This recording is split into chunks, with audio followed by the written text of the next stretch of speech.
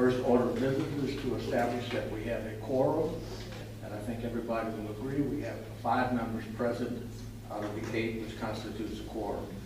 For introduction of guest speakers, I think the only guest speaker we have today was the Erica Bryant, and she's on the agenda. Erica, where are you? I'm right here. I see you. Okay. Thank you for coming today to give us an update. So I think everybody knows you, so we won't do an introduction at this time. At this time, we'll go ahead and pause for a few moments for silent meditation.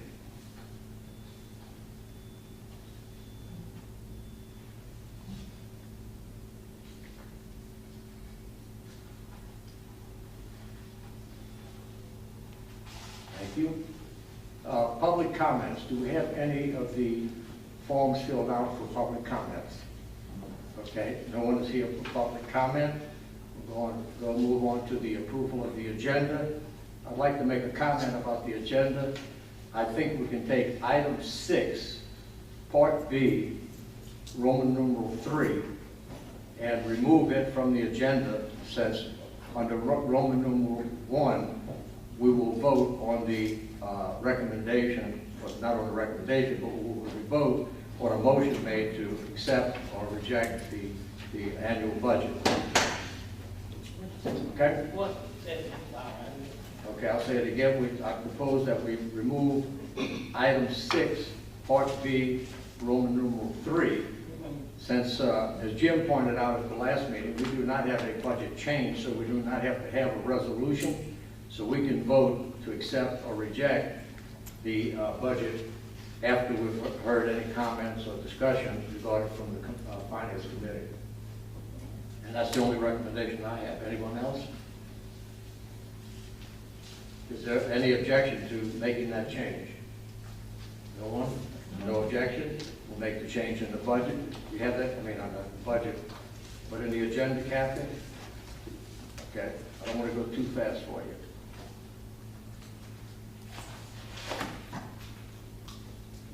Okay. The agenda is, anyone move to approve the agenda with the change? So moved. So moved. Second. All in favor? Aye. Aye. Motion carries. Next item is the approval of the draft of the regular board meeting, the minutes of the board meeting, July 30th, 2018. And everyone received an advance copy of the previous meeting. And if no one has any objection, we will just go ahead and approve the minutes as presented. Does anyone have an objection or correction? Nope. No objections, no corrections. The minutes are hereby approved in the July 30, 2018 meeting. We will hold off on the ad hoc foundation committee. You want to give it time? I can. Okay. Next will be Mr. Don. You want to go ahead and give us the foundation committee report. The committee did meet, and in our last meeting, it was decided that the committee would try to identify recommendations for the actual board, for the foundation, and it was stated that we would give those recommendations to Shannon, and that she would reach out to those folks to determine who would be interested. A question was asked earlier about the bylaws, and it was determined, correct me if I'm wrong, that there were some bylaws already put in place at the last try, and so once the foundation is established, those documents will be given to that leadership team, and then they will take that and make any revisions necessary. So at this time, we're simply waiting to get confirmation on the individuals that will accept the opportunity to serve. If they accept now, Don, do we have enough? Do we have all 4? At this time, we have 2 who have committed. We had a third who volunteered, and unfortunately, ethical consideration ruled him out, which is a shame. He was made a great individual, so we're still looking for 2 more individuals. Okay. So I know that we did, since the last meeting, a couple of other names have been submitted to Shannon, so we'll wait for her to report at the next meeting. Okay, great. Any questions? Okay, thank you for the committee report. Report is received by the board. Next item on the agenda is the, well, Erica, you're up already. Ms. Erica Bryan, to give us a cattle parish financial report and revenue projections. Thank you. Dr. Wilson wanted me to send his regards on behalf of the Cattle Parish Commission. We thank you for allowing us this opportunity to speak. Today, I just want to talk about the revenue projections for the parish, mainly property taxes. The property tax growth, our projection is stagnant. We've only had a 0.02% growth from 2016 to 2017. We're expecting less than a 1% growth into 2019. We're just not getting a lot of new properties on the tax rolls. So therefore, that is affecting our largest revenue source, which is property taxes. We've had to make some adjustments in our salary projections, as well as some other expenses as a result of the limited growth in property taxes. However, we do have healthy fund reserves that we're using to carry us through this time. We're using those reserves to balance our budget as well as perform some capital projects. We've provided the revenue projections for property taxes to the library staff, and those numbers should be reflected in the budget that you all are considering. That's mainly what we want to talk about. We also want to let you all know that the Cattle Parish Commission does have an initiative on the November 6th ballot. We have a parks renewal on the November 6th ballot, so we'd like to pass out some brochures, not anything, just letting you know about the village and what it covers. I know you all are experienced with having to have property tax renewals and elections, and so just thought that we can provide that information to you all just for your consideration. At this time, I'll take any questions, if you have any. Any board member have a question for Erica? No questions? Erica, we thank you on behalf of all of the board members for coming and give us an annual update. We really appreciate it. Thank you for the very comprehensive report. Thank you.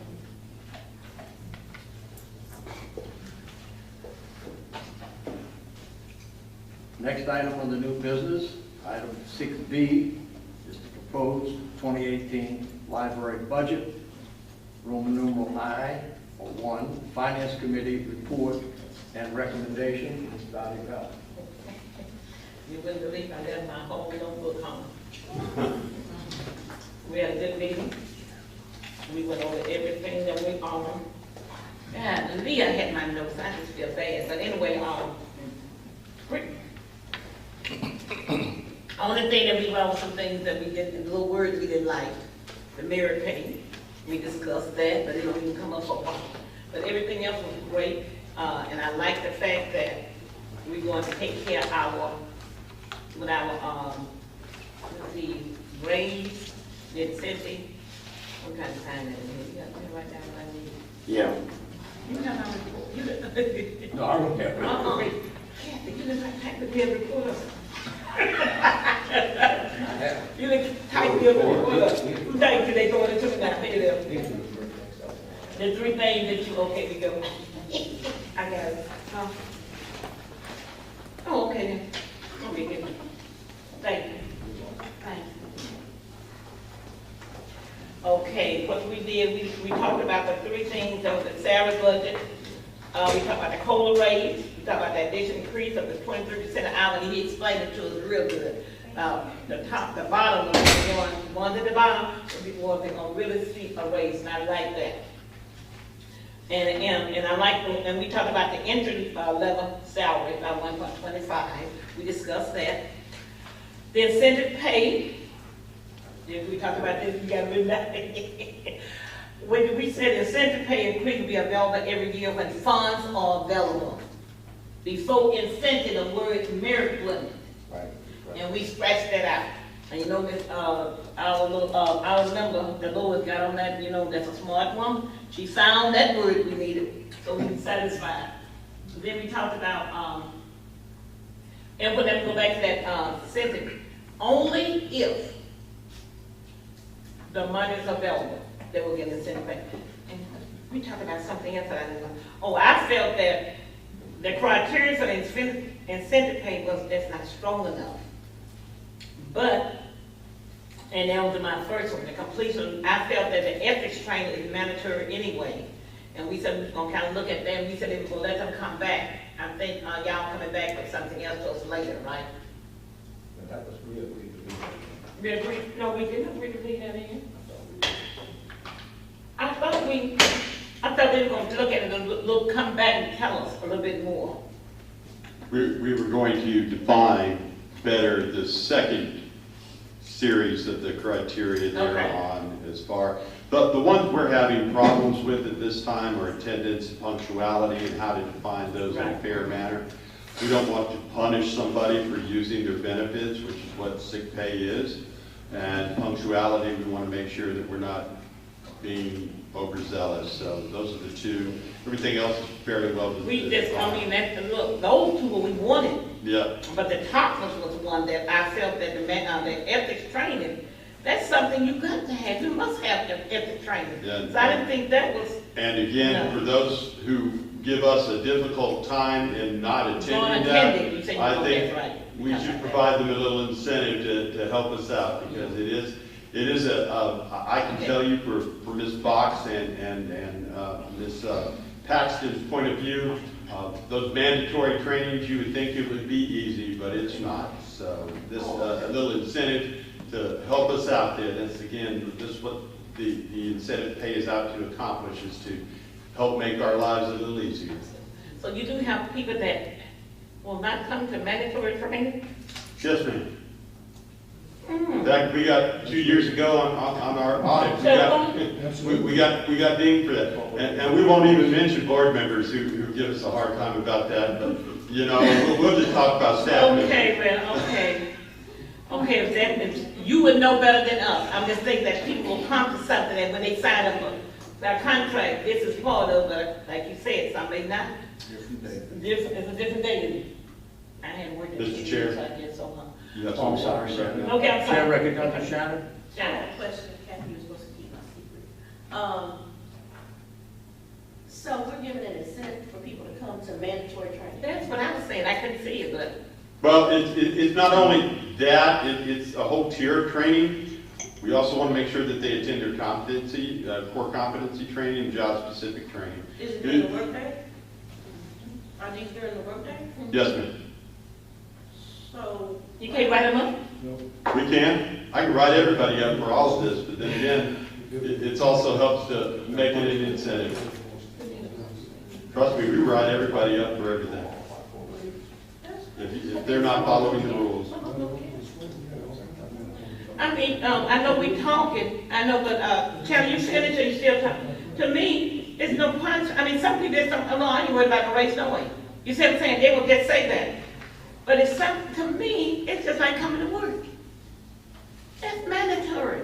And you tell people gonna misuse that? Yeah. Okay, say something. Neil? I was an administrator for many years with the state, and we had all kinds of mandatory training that employees had to attend. We never got all the employees to do it within one calendar year. Never did, because we had so many. But what y'all do, Neil? Write them up? Lower level, sometimes they didn't get promoted, sometimes they didn't get a merit raise. But there are people that would not come to mandatory training. I'm just sure. That's correct. Yes. Okay, now let's remember that that's just a part of this, just a part of it. Yes. We can not dwell on that totally, because this is just a part Well, of it. I'm just saying the reason I had a problem with it, I felt it needed, the second and third is great, but I felt that was just part of the job and we needed to define it a little more stricter to me, but I'm not saying, but, you know, Well, we voted to have it. At this point, if they miss mandatory training, there are some repercussions, but nothing as severe as not getting a pay raise. So you can be written up, you can even have it go as far as a decision-making day. It's either, if we terminate somebody, we have failed. That's the way we look at it, that's the way we take it. That is our point of view as an administration. So we are trying our best to get everybody to comply without beating them about the heads and doing all of that. And what this gives us is a nice carrot so that we have in addition to the stick, we have plenty of sticks. What we would like is a carrot. This provides us that tool. So that's what we're out to do. And trust me, I know it sounds crazy, but no crazier than a lot of other things we'll see in this world.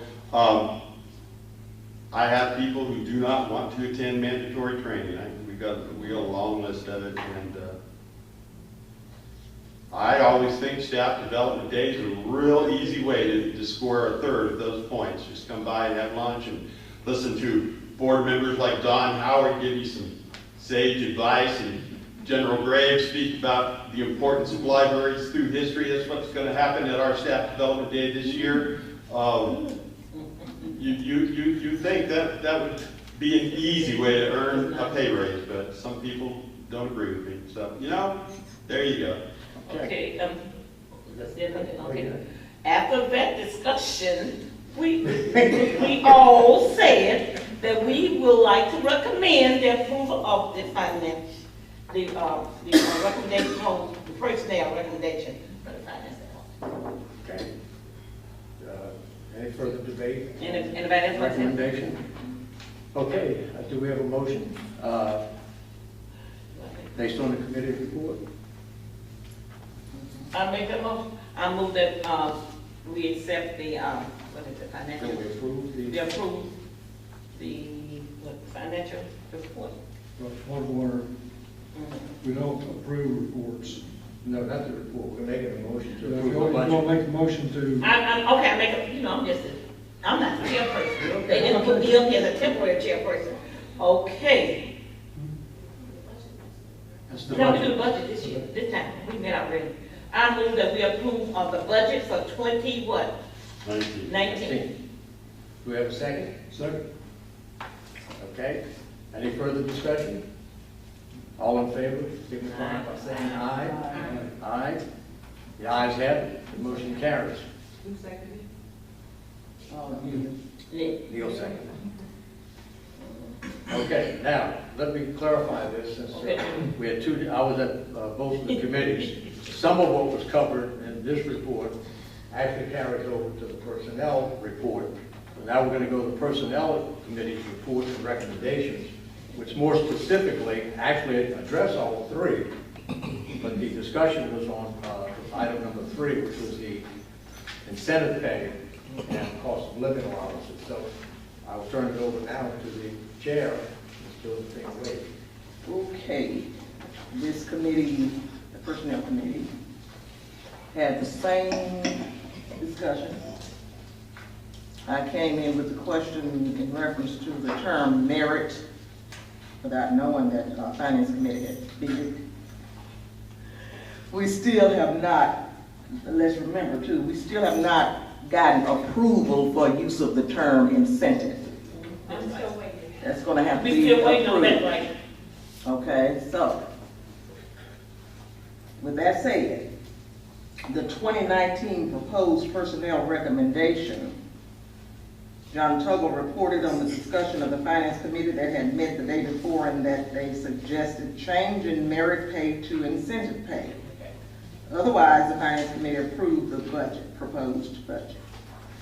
The Personnel Committee agreed that it was a better choice of words, and after further discussion, the committee was ready to make a recommendation. Now, I'm going to just say this. If you received your information in the mail on Saturday, this was clarified, and this is what we're reporting today. Neil Johnson, the second, moved, and Don Howard seconded the motion to recommend approval of all 3 sections of the 2019 proposed library budget to the library board, which includes the following: the 2019 salary budget of $7,450,000. A COLA raise of 1.25% over the 2018 pay rate for all employees beginning January 1st, 2019. An additional increase of 23 cents per hour for all employees beginning January 1st, 2019. Increase all entry-level salaries by 1.25%. COLA raises to be recommended in years ending in even numbers, depending on available funds. Incentive pay increase to be available every year when funds are available, subject to meeting certain criteria starting in 2020. And incentive pay criteria, which includes completion of mandatory training, ethics and anti-harassment, core competencies training, 2, and job-specific training, 2. Meet performance requirements for attendance, punctuality, dress code, and safety awareness, and receive no disciplinary actions during the calendar year, which includes written warnings, disciplinary probation, or decision-making DML. And that motion was carried. That, Mr. President and Board, is the report from Personnel Committee. Okay. Any discussion on the committee's report? Okay, the report is well received. We thank you for the report. Do we have any motion? I move acceptance of the Personnel Committee report. With the change to, change the term merit to incentives? Yes. We did That's provide an included. updated recommendation with that wording change. Part A, B, and C, Mhm. the entire report. Do we have a second? Second. Okay, any further discussion? All in favor? Aye. All opposed? The ayes have it. We will have an evaluation, a very basic evaluation plan in place for 2019. I would like to remind everybody, the evaluation will not take place to 19. Nobody could possibly be affected until 2020. So there's always time to review it. And as Mr. Tuggle pointed out in an earlier meeting, this will be reviewed each year anyway, like any other personnel change. Okay, so I think that's good. Next item is the nominating committee, and the chair recognizes the fact that it's, he does not appoint a nominating committee for 2019. But the previous nominating committee was Mr. Johnson, Dottie Bell, and Ms. Shannon Hicks last year. So I did a little calling. I can't serve on it. Shannon can't serve on it as vice president. So I did call Julia, Josephine, I spoke with Don, and they all said that if they were nominated, selected by the board, they would be happy to serve. So I'll just leave you with that thought. You have 3 people that are willing. The only one I was hoping to ask Dolores when I saw it today, but she's not here. And that would be the only one that hadn't served on it the past few years. So I'll leave it up to the board now to decide if they want to take those recommendations or do they have others who would like to nominate for it. Do we need a motion? Make a motion, sir? Yeah. I move that we accept the 3 names that are submitted. Okay, let's move that we accept Julia, Josephine, and Don for the nominating committee for the 2019 positions. Second. Do I have a second? Any discussion? Oh, She seconded. She seconded. yeah, well, I heard a second. I was asking if there's any discussion at all. Nothing? Okay, all in favor? Aye. Aye. All opposed? Okay, the ayes have it. We have a new committee now. Mr. President, Nominating committee. while we're here, can we go ahead and establish a chair for that? Yes, we may, but poor Julia's not here. Looks like it falls upon poor And Julie. then they go to the new guy usually. You can do that. Don, Josephine, do you want it, or you like to let Don? Josephine? I'm new. Yeah, I'm Josephine. still learning. Yeah, I move that we let Josephine since she's a little bit more. And I know don't what sit to at your do. side. You second? Second. Okay. Josephine, you be the new chair, Mr. Tuggle? With Don and Julia serving. And I did talk to Julia while she was on vacation, and that was fine. Okay. Well, that went real quick all the way up to there. Okay, Mr. Tuggle, now on item 6 on the agenda, D, 6D, board expirations and appointments. As much fun as we all have at these meetings, sometimes, on occasion, a board member's term expires. And we have that coming up here at the end of this year, in December. Dolores Lynch's 5-year term for the city will be expiring. We have talked with Dolores. She is interested in serving another term.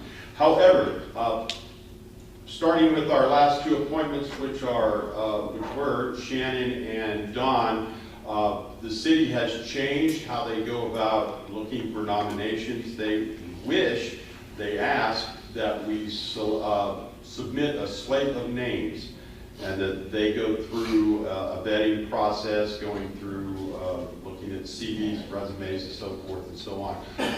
They did reappoint Shannon for her term, and Don was appointed to take over Ms. Hick's vacancy.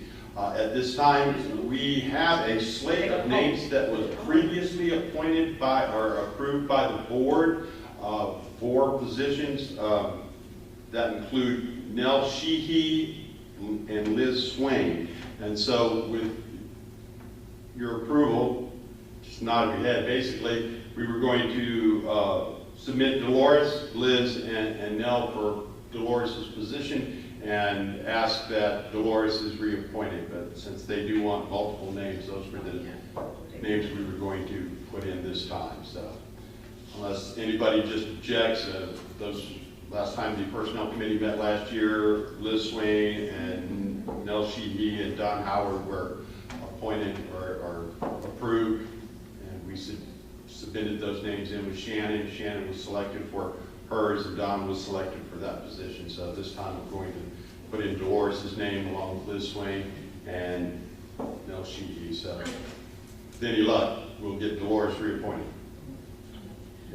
Oh, I'm just asking for curious.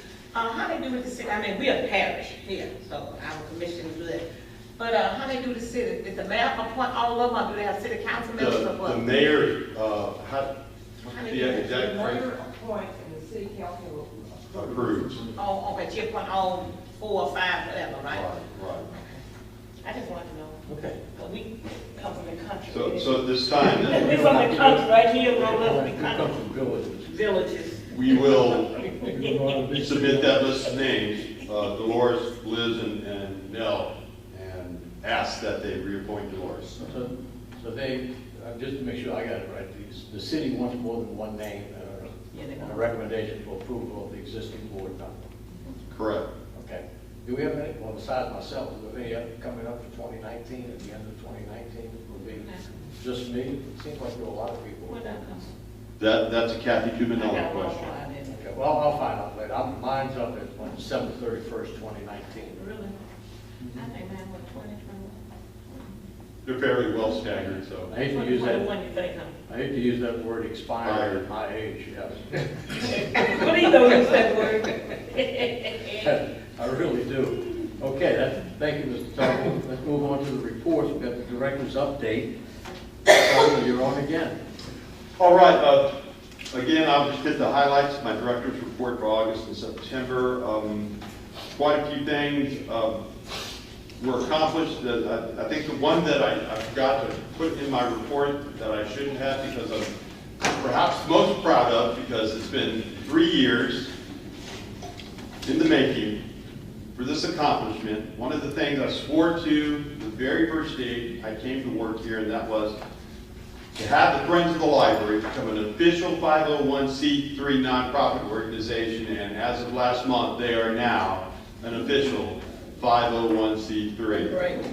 Yeah, that's great. It did feel like dragging cats across the carpet for many months, but it was accomplished. So, a few other things to highlight.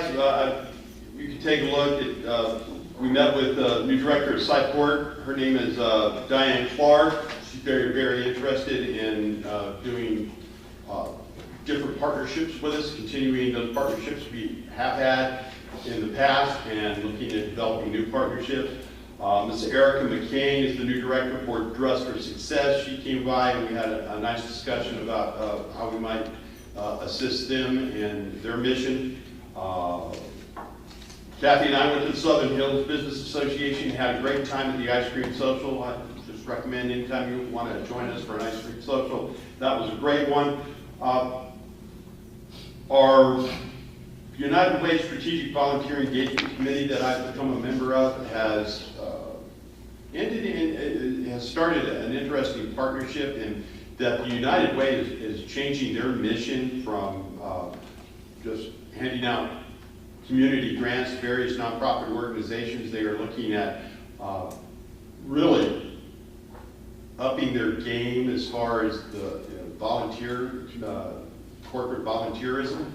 And we are volunteering to volunteer as an experiment for our staff development day. We will be building literacy kits as part of our team building exercise for Providence House and other organizations. So I think that's going to be a lot of fun. We'll see. And another important goals update is we have hired our consulting architect, Danelle Wrightson. You have a scheduled plan in front of you for our proposed kickoff meeting. First thing she wants to do is come in here Wednesday, October 10th through Friday the 12th and visit all of our full-time branches. She has a schedule. I realize a lot of you have commitments, and all of you have certain branches that are special to your heart. So we've got a list here. If you want to make it to any of the branches you want to, you're more than welcome to come to all of them. If you want to just visit the ones that are important to you, that's fine. But we plan on doing that after we do the wrap up there. We will be doing a December kickoff, which is basically a summit, more or less, with board members and staff members after we've looked at what the potential is for each one of those branches and what the budgets are for each one of those branches, what we want to do with each one of those branches. I can tell you from our strategic planning sessions and our town halls, two of the things that were mentioned the most were more personal study spaces and larger meeting rooms. And since our number one service priority is early literacy, I can see working to enlarge children's areas.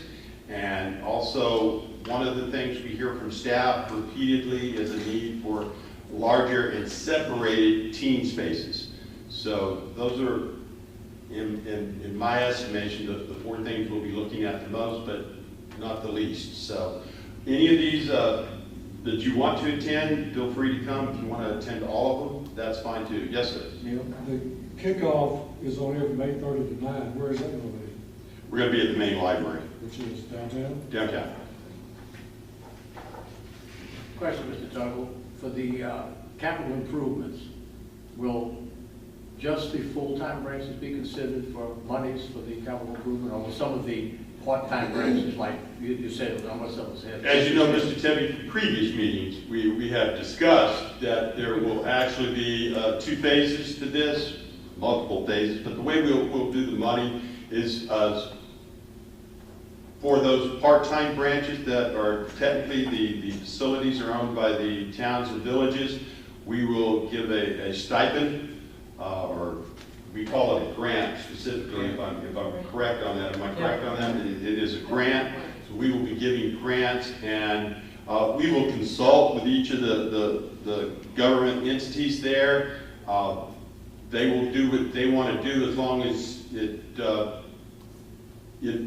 works with our programming plan. I mean, there's no need to sit here and build a hot tub for the Ida branch because we don't offer hot tub classes, nor would we want our materials exposed to that kind of humidity and stuff of that nature. But as long as the proposed area works with our service priorities, everything should work out okay. The only one branch from my perspective that we might need to start over again would be the Blanchard branch. It is one of our Between that and Warrensport, the two busiest part-time branches, and Blanchard is just overwhelmingly too small for the need. So we will try and talk with them and see, we may have to do something special to help them out. Yes, ma'am? Go ahead, Sharon. So the summit, you said with the board members, that's gonna be in December, you said?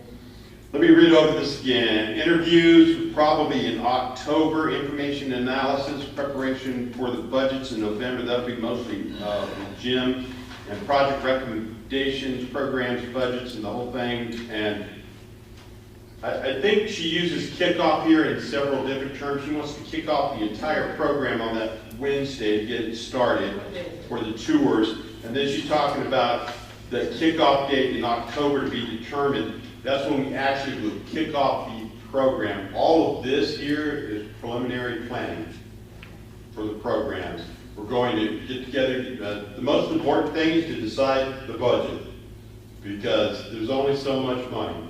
But these are open to the public, right? These meetings, the kickoff and all that? Anybody that would like to, but mostly I'm interested in, I mean, we've already done a lot of that preliminary work with the public during our strategic planning.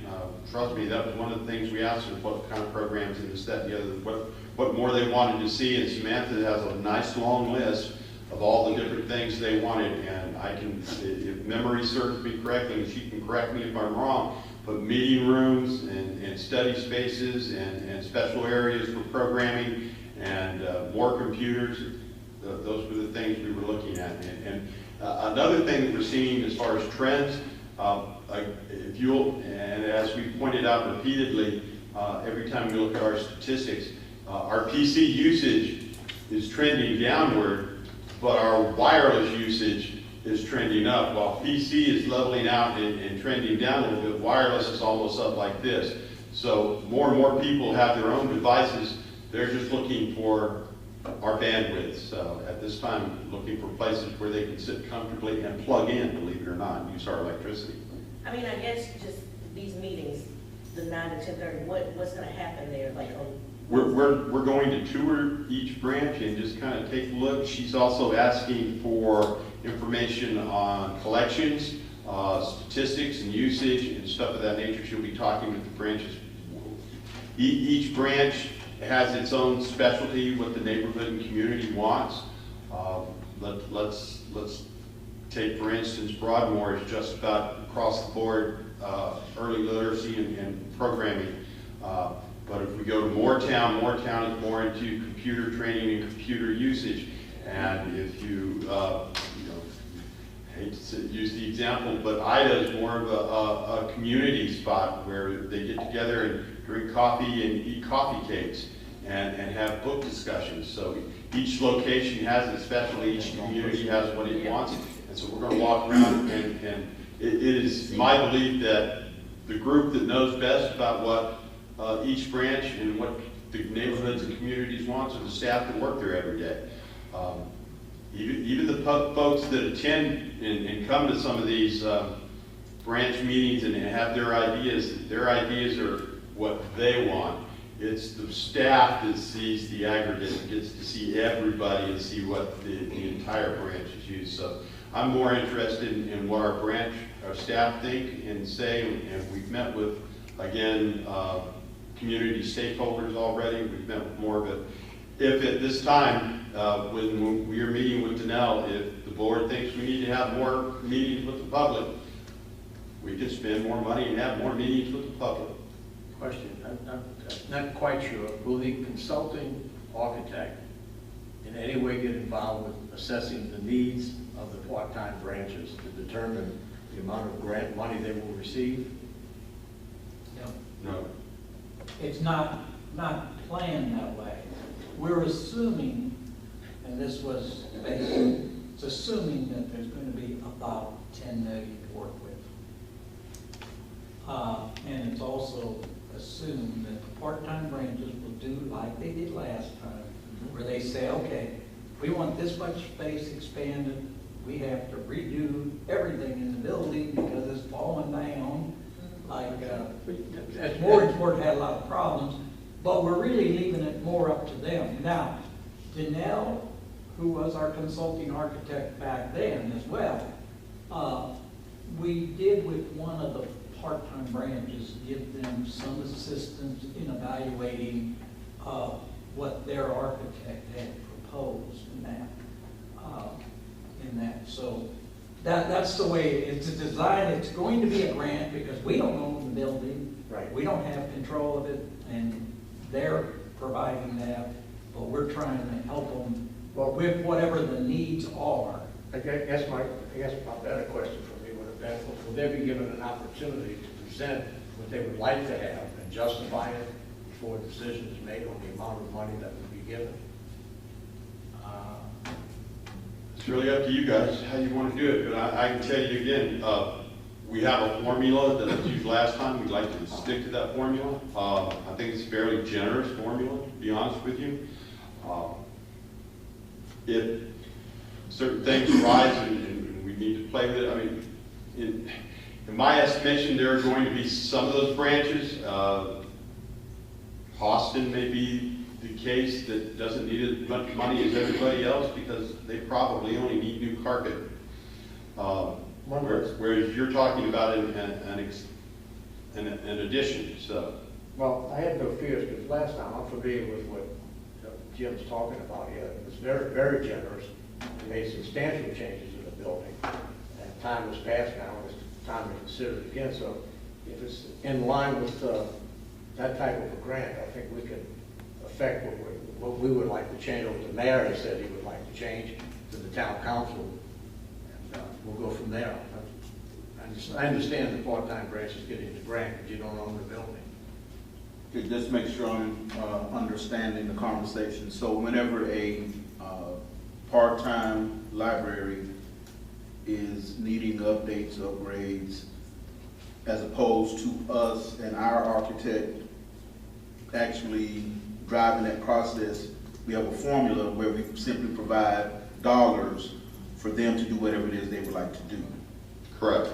And we don't have any decision-making on what those updates look like. Well, yes and no. I mean, if you're going, again, I use my hot tub example. If you're going to put a hot tub in there, I'm going to sit here and argue against that with you. But ultimately, if the mayor decides it's our money, and so we're going to sit here and put some stipulations to it, no hot tubs, you know, of that nature. We need you to use our funds to support our mission. So once the money is issued to them, before the final product is produced, we do have the ability to say, We do. you can't do any hot sunsets. tubs. Okay, all right. We will, Yes. we will, like last time, what they had to do is they made a proposal.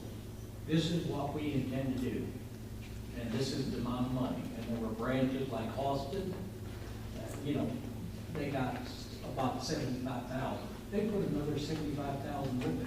There were other towns that said, we don't have one dime with it. We've got to do it with this.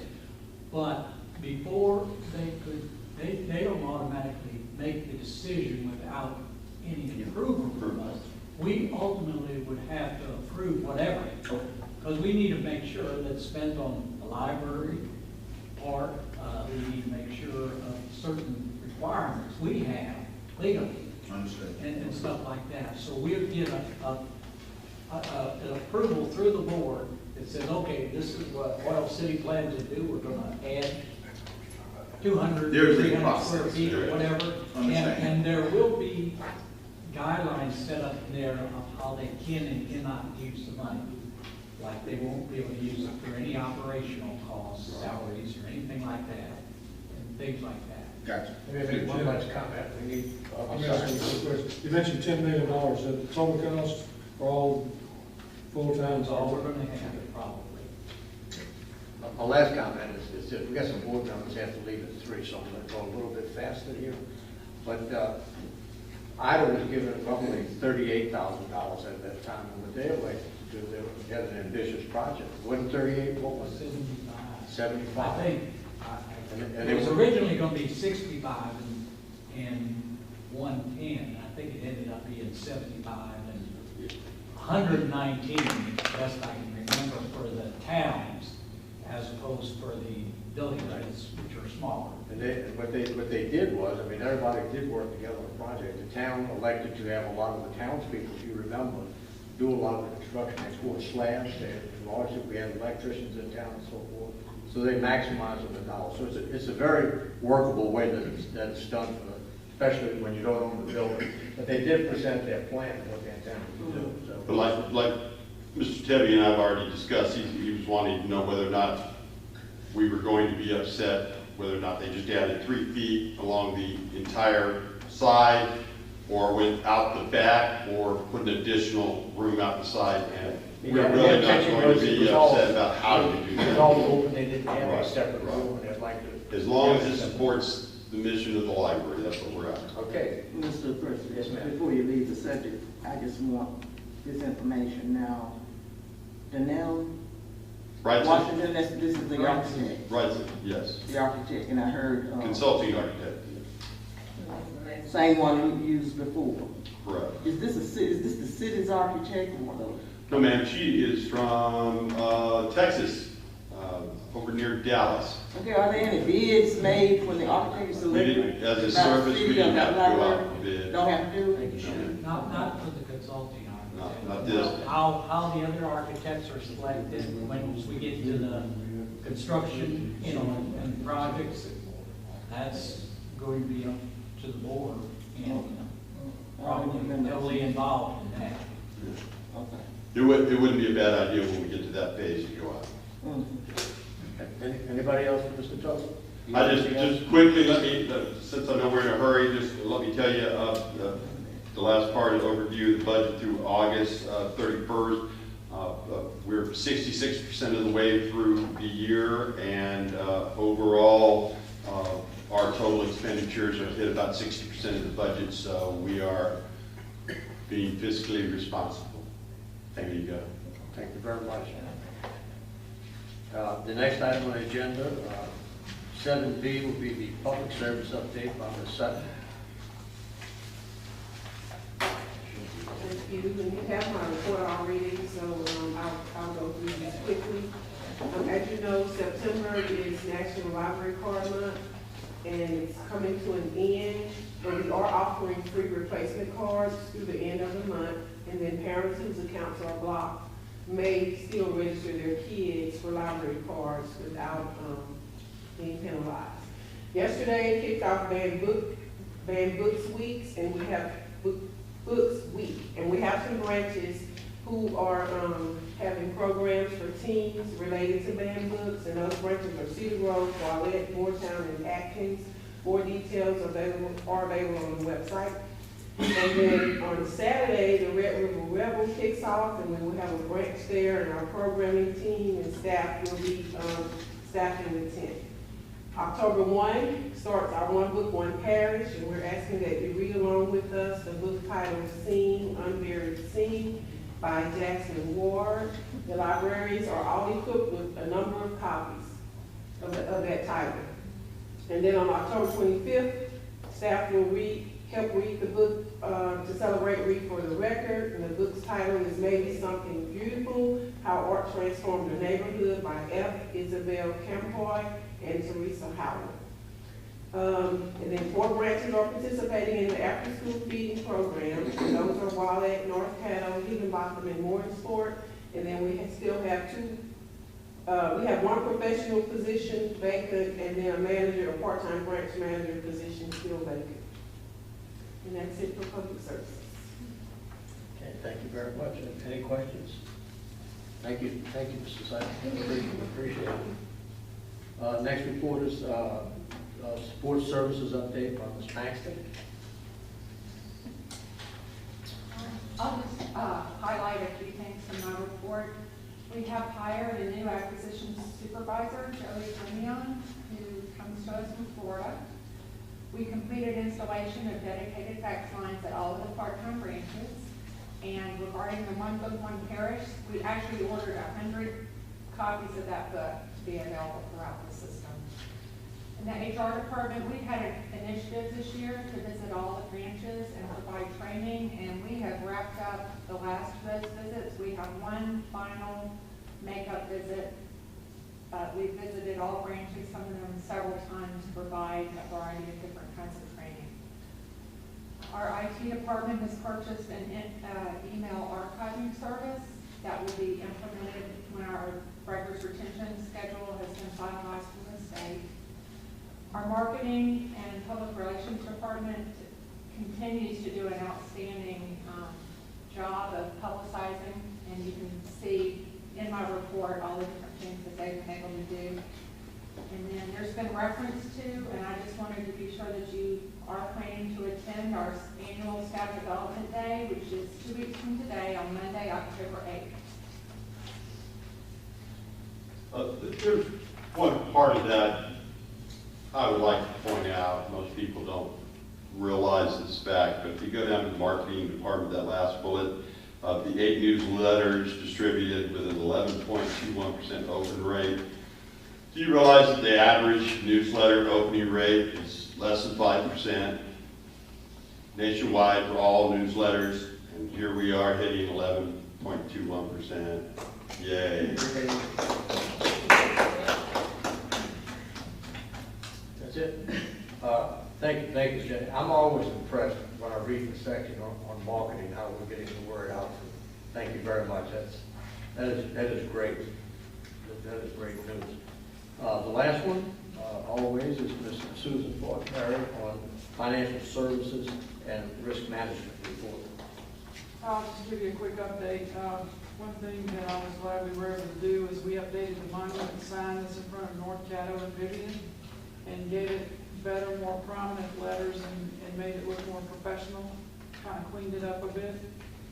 And also we finally finished that Broadmoor roof, and so the maintenance team, you know, that's massive square footage. They've been going every morning like at 6 o'clock, upgrading all the ceiling tiles and cleaning that up. So in the future, when you walk in Broadmoor and you look up at the ceiling, you're not going to see any water damaged tiles. You're going to see a nice clean building. And then finally, we're not quite done with that Cedar Grove fence project, but we got one fence line done and we've got another to do. So we're getting close. By the time we meet next time, it'll be done. That's all I've got. Any questions from the board members? Thank you very much, Susan. Last item is miscellaneous. I would just like to make a comment. I had to call Mr. Tuggle because the Louisiana Retired Teachers Association was trying to gather books, children's books, specifically for schools that were damaged in Bossier Parish. And was very fortunate. John contacted Friends of the Library, and they were nice enough to donate 3 boxes of children's books that I'll bring to the Louisiana Retired Teachers Association conference in Shreveport and make sure that the proper student gets it. So thank you, John, for taking care of that for me. That's great. Any other business anyone would like to bring before the board? No. Don? Mr. Howard, you had something? We could. Oh, you keep saying that. His hand was up. Oh, okay. Terry, when you No, we're 1 minute from being on time. 1 minute. look at, oh, that's what you trying to say. Yeah. Okay, with that in mind then, our next regular meeting will be on November 19th, 2018, which will be the last meeting for 2018. We'll remind everybody. And that's all the business before the board. The chair will like to entertain a motion to adjourn. So moved. So moved by Shannon. Second by Don. All in favor, aye? Aye. Meeting adjourned. 2 to 3. Thank you, Shannon.